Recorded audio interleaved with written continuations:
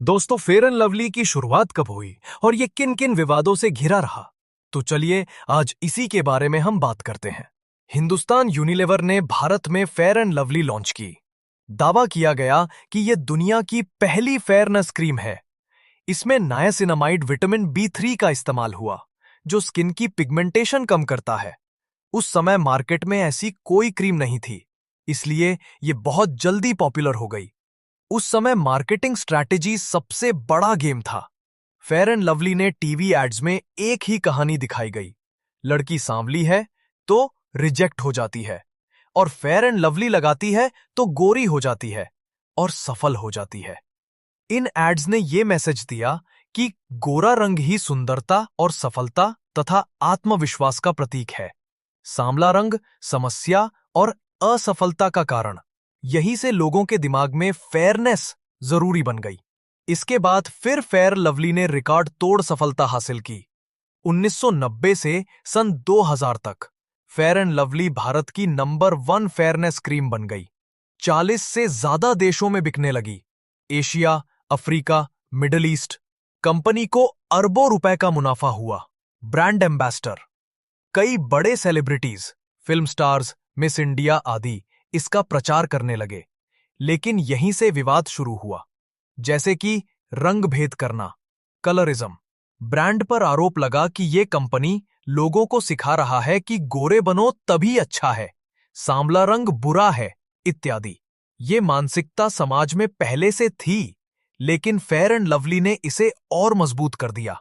कई एक्टिविटी में ये कहा कि ब्रांड ब्लैक इज इंफीरियर वाली सोच को बढ़ावा देता है। महिलाओं को केवल सुंदरता से जोड़ना। एड्स में दिखाया जाता था कि नौकरी चाहिए तो गोरे बनो, शादी करनी है तो गोरे बनो, सेल्फ कॉन्फिडेंस चाहिए तो गोरे बनो। इससे लड़कियों पर दबाव बढ़ा। विवाद नंबर 3, गुमराह करने वाले दावे।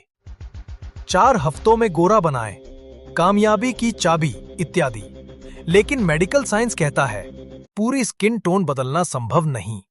इसके लिए ब्रांड पर भ्रामक विज्ञापन, मिसलीडिंग एड्स का आरोप लगा। विवाद number 4, national human rights commission द्वारा नोटिस मिला, जिसमें कहा गया कि ऐसे विज्ञापन मानसिक स्वास्थ्य को नुकसान पहुंचाते हैं, असुरक्षा की भावना बढ़ाते हैं, समाज में असमानता फैलाते हैं। बहुत से लोगों ने फेयरनेस क्रीम को लेकर दीवानगी दिखानी शुरू कर दी। शादी के रिश्तों में गोरा रंग को प्राथमिकता मिली। फेयरनेस एक बिजनेस बन गया। फेयर एंड हैंडसम, प्रिटी आदि। सांवले लोगों के आत्मविश्वास पर बुरा प्रभाव। बच्चों तक को गोरा बनाने के लिए क्रीम लगाई जाने लगी। सेल्फ लव कम होने लगा।